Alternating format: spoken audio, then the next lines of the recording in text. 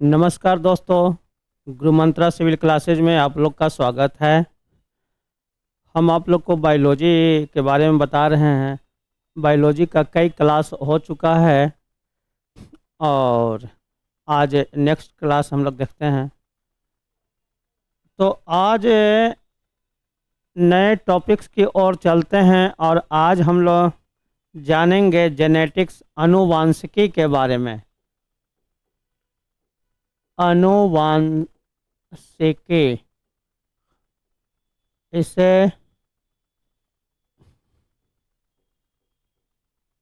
Genetics कहा जाता है। जेनेटिक्स आनुवांशिकी का अर्थ होता है, आप लोग गौर करिए, कभी करिएगा कि हाथी का बच्चा बिल्कुल हाथी जैसा ही होता है, घोड़ा का बच्चा बिल्कुल घोड़ा जैसा ही होता है। इसी तरह से जितना भी जानवर है सबका बच्चा उसी जैसा क्यों होता है, इसके बारे में कभी सोचे होंगे। तो इन सभी लक्षणों यानी अपने पेरेंट्स से अपने संतानों में जो लक्षण या कैरेक्टर जाता है, उन लक्षणों का अध्ययन ही हम लोग जेनेटिक्स यानी आनुवंशिकी में करते हैं। तो आनुवंशिकी का अर्थ होता है एक पीढ़ी से दूसरे पीढ़ी में स्थानांतरित होने वाले गुणों का अध्ययन को ही हम लोग आनुवंशिकी या जेनेटिक्स कहते हैं। और आनुवंशिकी पर सर्वप्रथम ज़्यादा डिटेल से अध्ययन एक ऑस्ट्रिया के वैज्ञानिक थे ग्रेगर जॉन मेंडल, उनके द्वारा विस्तार से बताया गया कि एक पीढ़ी से दूसरे पीढ़ी में जो कैरेक्टर का स्थानांतरण होता है, किसके द्वारा होता है, क्यों होता है और किस कारण से होता है। क्यों हाथी का बच्चा हाथी जैसा ही लगता है, घोड़ा का बच्चा घोड़े जैसा लगता है, इसके बारे में डिटेल से ग्रेगर जॉन मेंडल के द्वारा बताया गया था। और एक पीढ़ी से दूसरे पीढ़ी में जो गुणों का स्थानांतरण होता है, उस स्थानांतर गुणों का अध्ययन ही हम लोग आनुवंशिकी में करते हैं। तो इसमें दो शब्द आता है। पहले जानते हैं कि आनुवंशिकी के बारे में सर्वप्रथम किनके द्वारा बताया गया। तो आनुवंशिकी के बारे में विस्तार से अध्ययन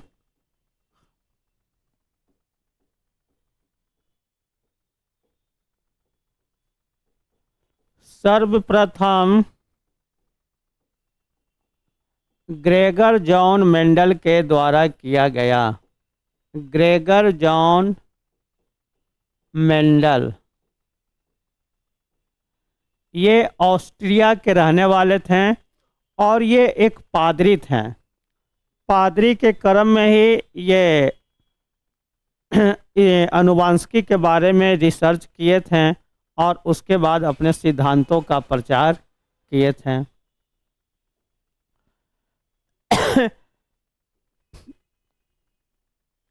तो आनुवंशिकी के बारे में अध्ययन करने के कारण ग्रेगर जॉन मेंडल को फादर ऑफ जेनेटिक्स यानी आनुवंशिकी का पिता भी कहा जाता है। तो इनको आनुवंशिकी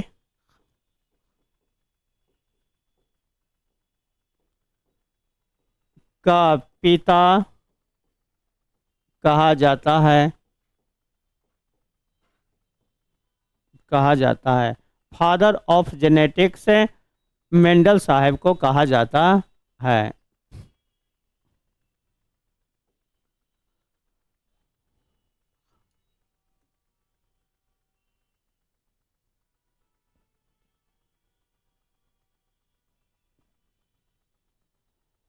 लेकिन फादर ऑफ जेनेटिक्स तो मेंडल साहब को कहा जाता है, लेकिन जेनेटिक्स शब्द का प्रयोग सर्वप्रथम किस वैज्ञानिक के द्वारा किया गया था? तो term genetics was given by Watson, यानी जेनेटिक्स शब्द जो है वॉटसन नामक वैज्ञानिक के द्वारा दिया गया था 1905 ईस्वी में। तो उसको भी जेनेटिक्स शब्द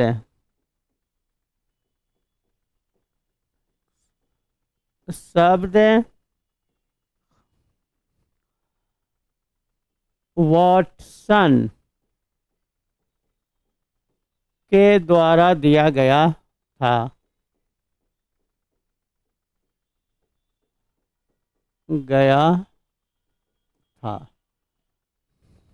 तो father of genetics Gregor John Mendel को कहा जाता है, लेकिन अगर जो क्वेश्चन पूछ दे कि जेनेटिक शब्द किन के द्वारा दिया गया, तो वो वॉटसन के द्वारा दिया गया है।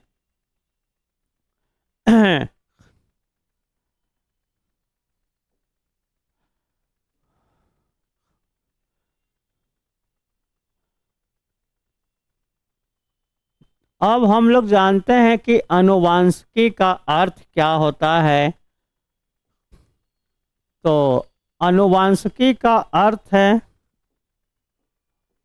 आनुवांशिकी का अर्थ है एक पीढ़ी से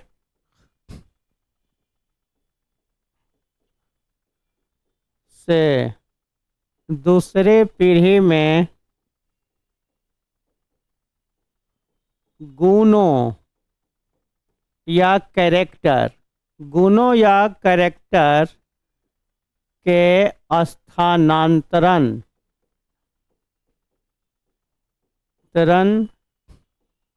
का अध्ययन किया जाता है, का अध्ययन है आनुवांशिकी कहलाता है।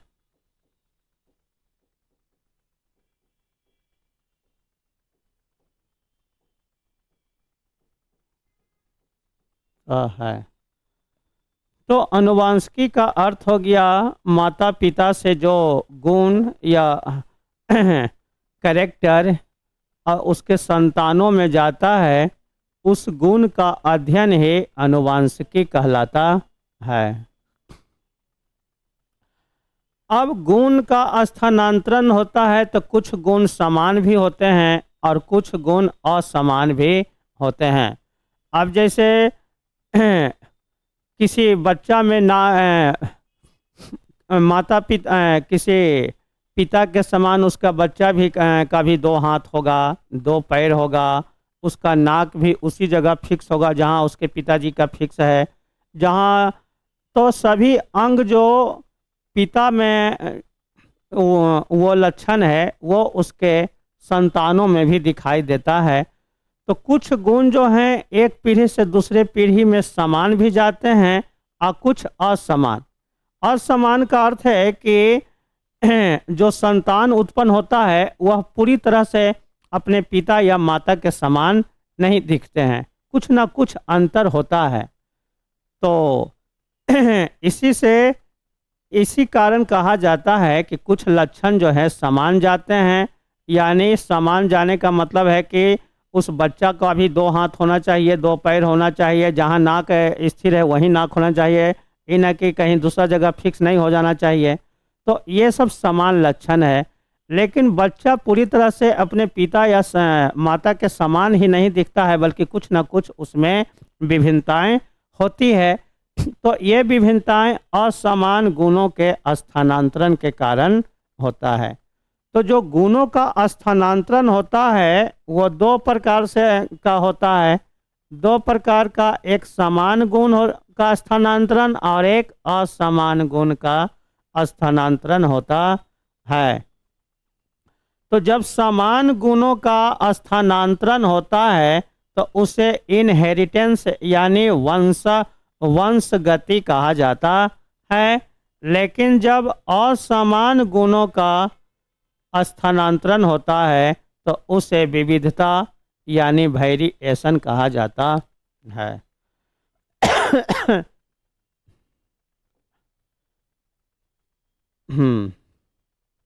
तो वंशागति वंशागति इसे इनहेरिटेंस कहते हैं। इनहेरिटेंस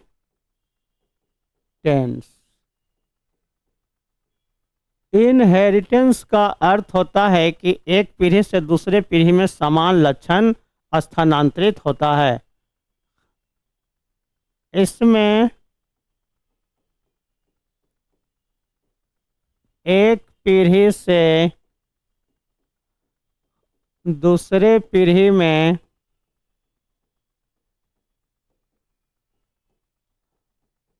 समान लक्षण या समान गुण स्थानांतरित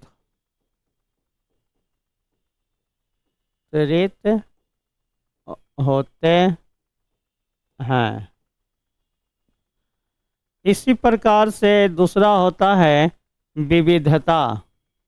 विविधता इसे वेरिएशन कहते हैं। वेरिएशन विविधता में एक पीढ़ी से दूसरे पीढ़ी में असमान गुणों का स्थानांतरण होता है, यानी इसमें समान गुण का नहीं बल्कि असमान। तो इसमें एक पीढ़ी से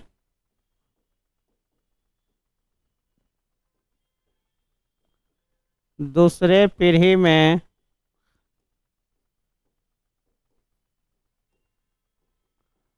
असमान गुणों का स्थानांतरण होता है।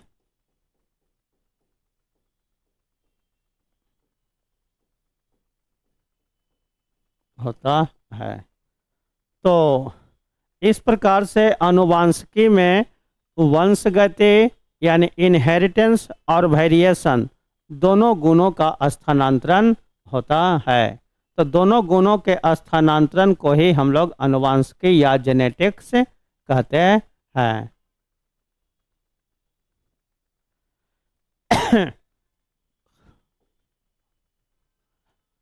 अब हम लोग जानेंगे, तो मेंडल साहब जब रिसर्च कर रहे थे आनुवांशिकी के बारे में कि गुणों का स्थानांतरण एक पीढ़ी से दूसरे पीढ़ी में होता है, लेकिन वो कैसे होता है, किसके द्वारा होता है, वो भी बताए थे कि आखिर एक पीढ़ी से दूसरे पीढ़ी में लक्षणों को कोई ना कोई मटेरियल तो ले जाता होगा, कोई ना कोई वाहक होगा जो कि माता पिता से गुणों का स्थानांतरण संतानों में करता है। तो उस वाहक का नाम क्या है?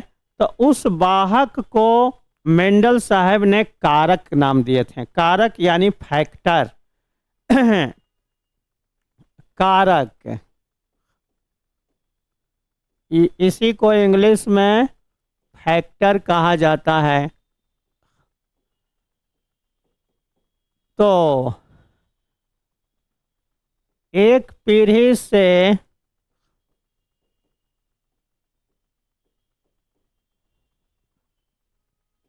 दूसरे पीढ़ी में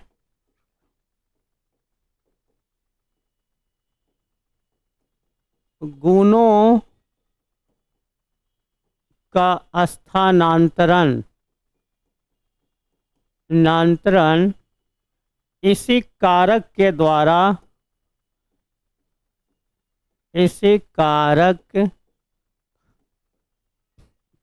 द्वारा होता है। कारक यानी यही कारक जो है एक पीढ़ी से दूसरे पीढ़ी में गुणों को लेकर जाता है। आगे चलकर वैज्ञानिकों ने इस कारक का नाम जीन रख दिया। एक जोहानसन नामक वैज्ञानिक थे, तो जोहानसन द्वारा कारक को जीन नाम दिया गया। जीन नाम दिया गया।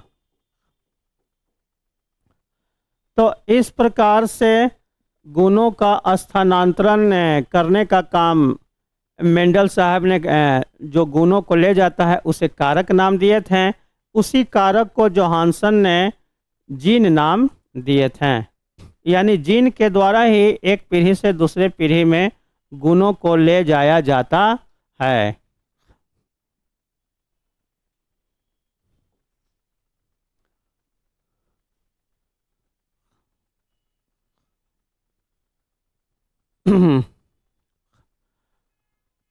मेंडल साहब जिस समय रिसर्च किए थे, तो अपने रिसर्च का प्रकाशन सोसाइटी ऑफ ब्रन नामक पत्रिका में किए थे। सोसाइटी ऑफ ब्रन। लेकिन उस समय इनके अनुसंधानों पर ज़्यादा ध्यान नहीं दिया गया। तो ग्रेगर जॉन मेंडल जो हैं ऑस्ट्रिया के ब्रन नामक स्थान के रहने वाले थे, और ये अपना रिसर्च जो है ब्रन में ही किए थे। और रिसर्च करने के बाद जो सिद्धांत बनाए हैं उसका प्रकाशन सोसाइटी ऑफ ब्रन नामक पत्रिका में किया गया था।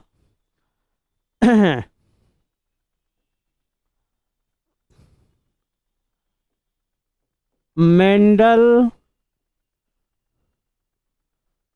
के द्वारा किए गए अनुसंधान या रिसर्च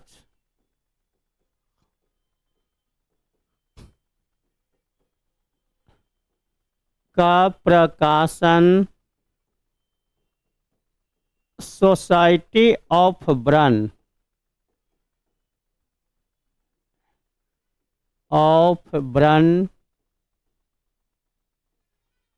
नामक पत्रिका में किया गया था।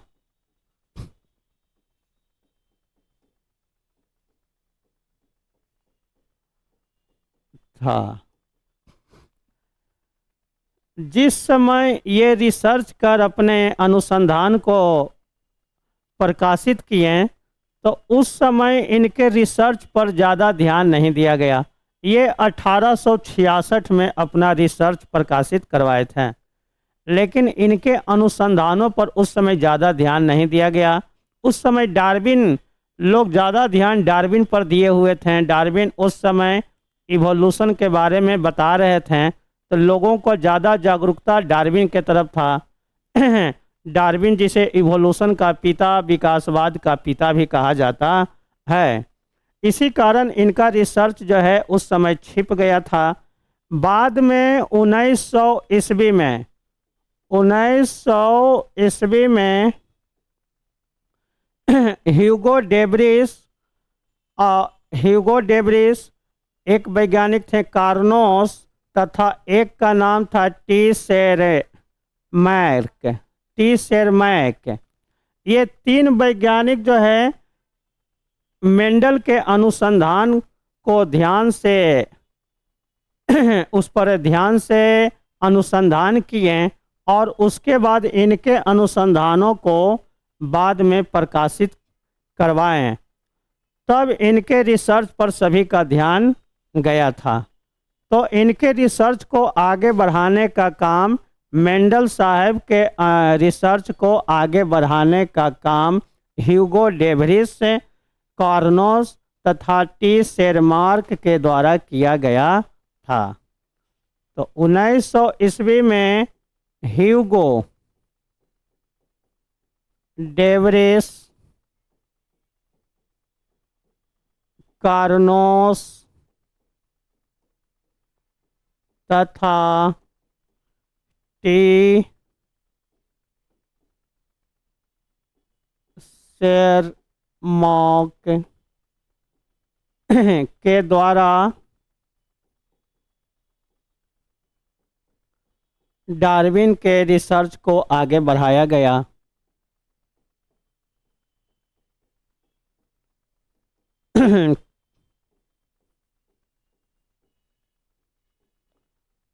को आगे बढ़ाया गया।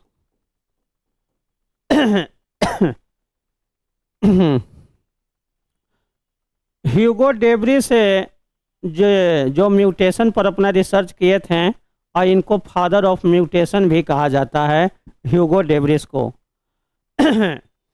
और फादर ऑफ इवोल्यूशन डार्विन को कहा जाता है। इन सब पॉइंट पर भी ध्यान देंगे।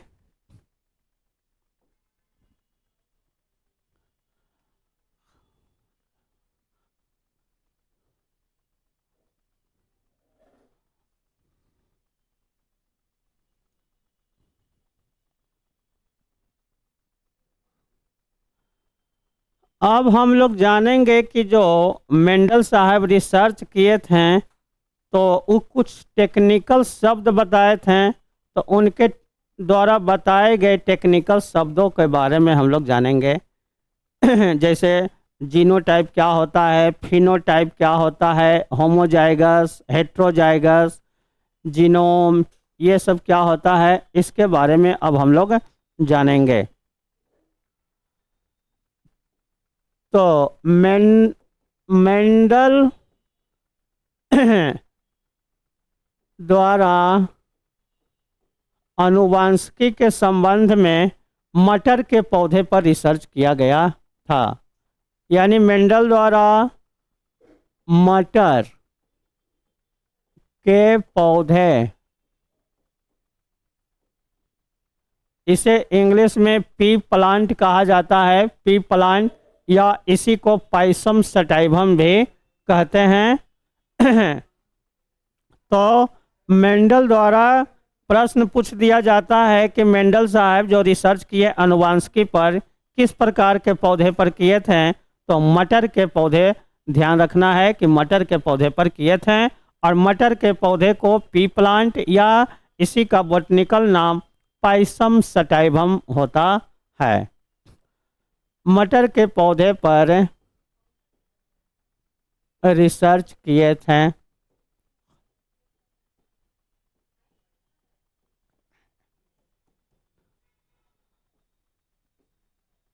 मटर के पौधे को पी प्लांट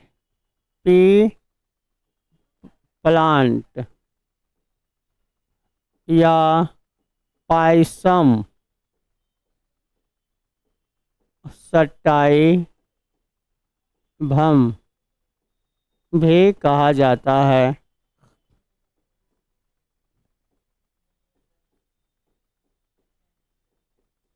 पाइसम सटाइवम भी कहा जाता है।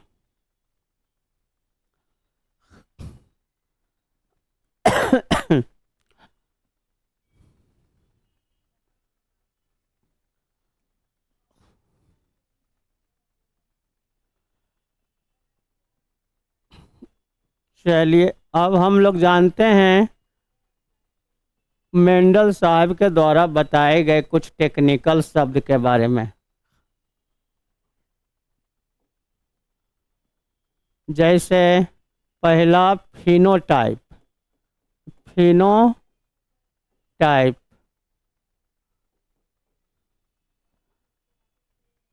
फिनोटाइप का अर्थ होता है कि वैसे लक्षण जो प्रत्यक्ष रूप से दिखाई देता है, उस लक्षण को फिनोटाइप कहा जाता है।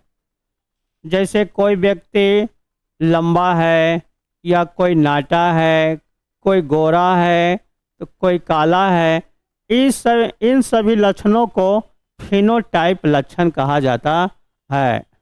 तो वैसे लक्षण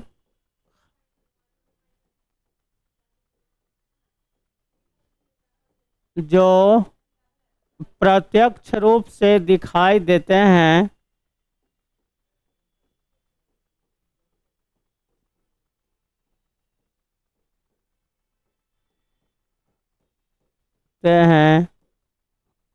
वह फिनोटाइप लक्षण कहलाता है। टाइप कहलाता है। इसी प्रकार से एक होता है जीनोटाइप। जीनोटाइप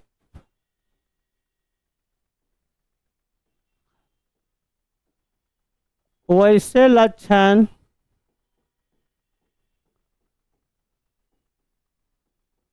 जो प्रत्यक्ष रूप से दिखाई नहीं देते हैं।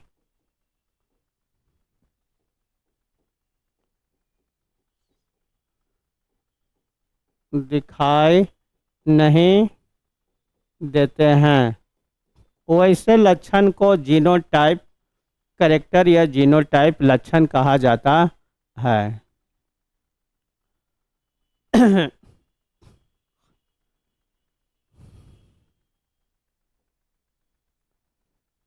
इसके बाद जीन और अलील के बारे में जानते हैं। जीन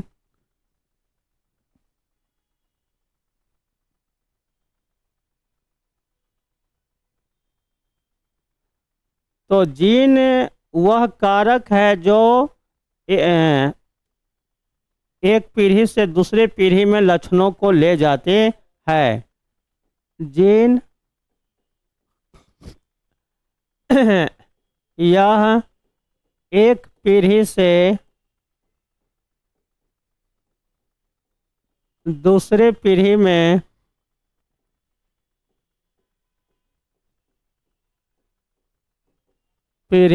लक्षणों को ले जाने का कार्य करता है। ले जाने का कार्य करता है।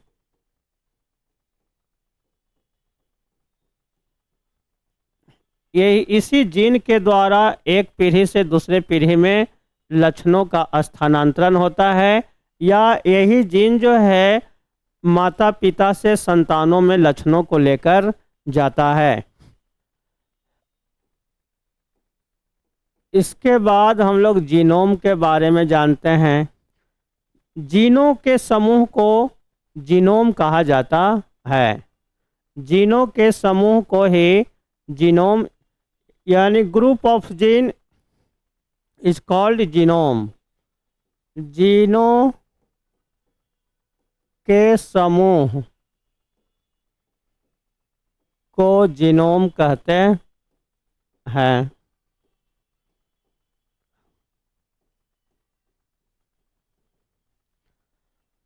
तो इस प्रकार से आज हम लोग कुछ टेक्निकल शब्द के बारे में देखें, अनुवांशिकी का अर्थ देखें, और इसके बाद मेंडल्स के द्वारा क्या क्या नियम बताया गया है इसको हम लोग दूसरे क्लास में देखेंगे। आज के लिए यहीं तक रहने देते हैं।